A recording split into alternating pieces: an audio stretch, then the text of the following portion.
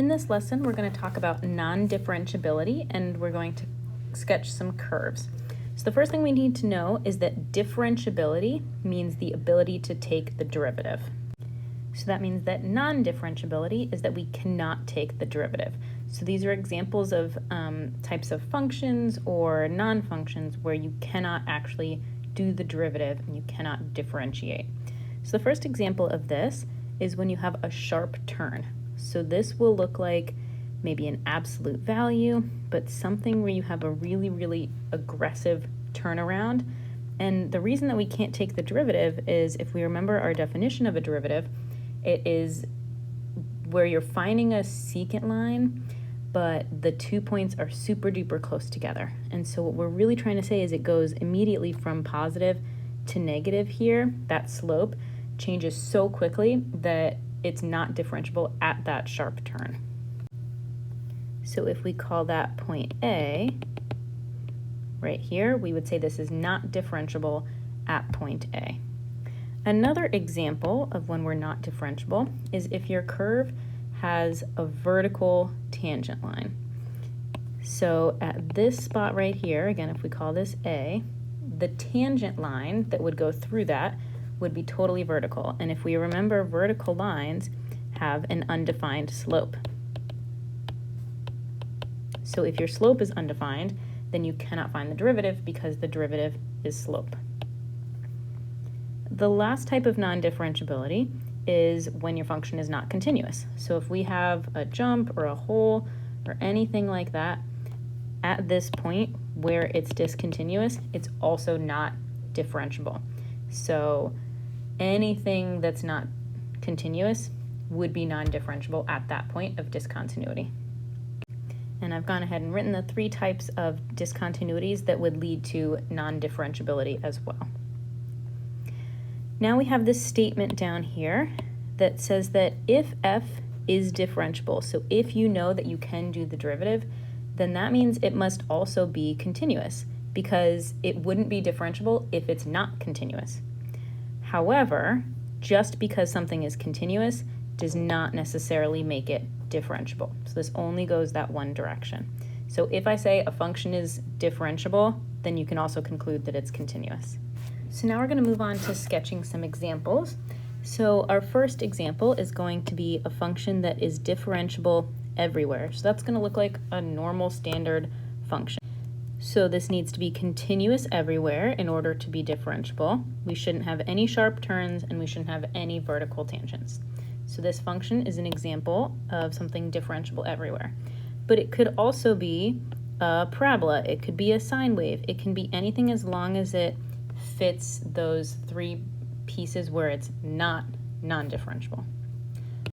Our second example is going to be differentiable everywhere except at x equals -1 and x equals 2.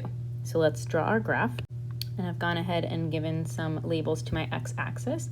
So we need it to be differentiable everywhere except for -1. So maybe we've got some jump going on at -1, because if it's discontinuous there, then we can have a jump.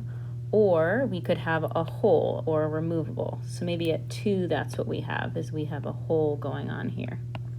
So as long as we have a graph that has 2 points of discontinuity, one at -1 and one at +2, then we have met this mark, and we don't have any sharp turns anywhere else because it needs to be differentiable. Our last example needs to be continuous everywhere, but not differentiable at all points. So we could have a sharp turn, or we could have that vertical tangent, or maybe we have both, just to show that. So maybe I've got a sharp turn here, and then a vertical tangent line going here. So this would be discontinuous at our sharp turn, and it would be discontinuous at this vertical tangent line.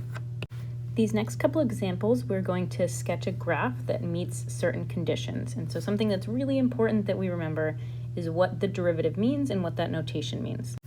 So remember, the symbol f prime of some point, so let's say A, means the slope at that point A, and we're also going to use the word derivative because derivative is slope. So when we start to graph these examples, we're going to make sure that anything that has that little apostrophe, that prime, is talking about the slope.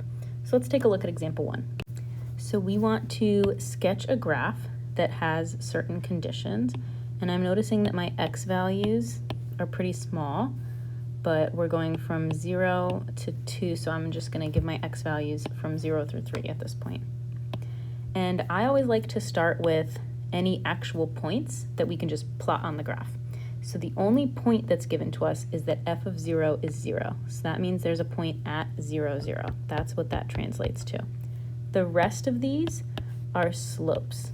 So we can see that at f prime of 0 is 3. So that means the slope when x is 0 has a slope of 3. So we have some really steep slope going through x equals 0. We also know that when x is 1, we have a slope of 0.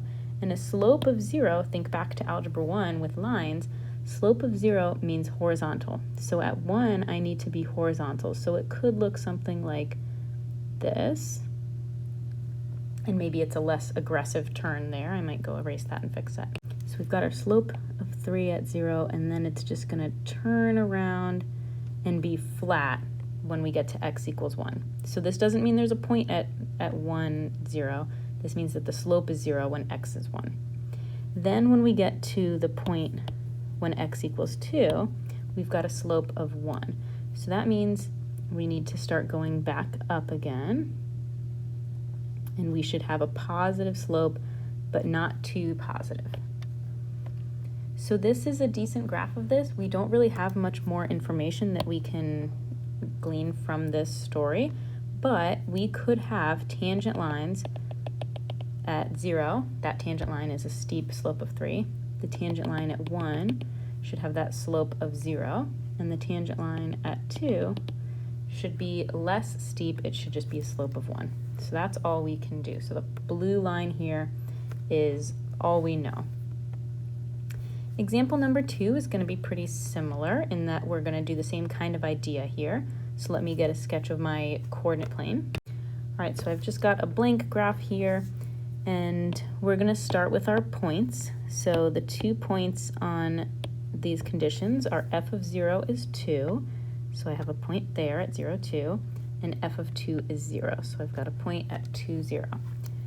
Now the next piece of information we have is all these slopes. So we know that the slope of 0 is 0, and I can tell that because I have this little apostrophe there. F prime of 0 is 0.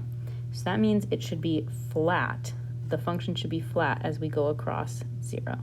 So it can be the top of a hill, or it can just be totally horizontal. Either way works. And then as we get to positive 2, we should have a really steep negative slope, so a slope of -5.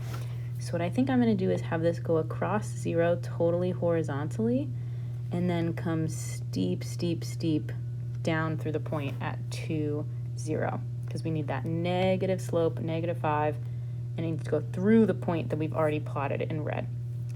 Lastly, when we get to 3, our slope needs to be 0. So that does not mean that we need to go through 3, 0.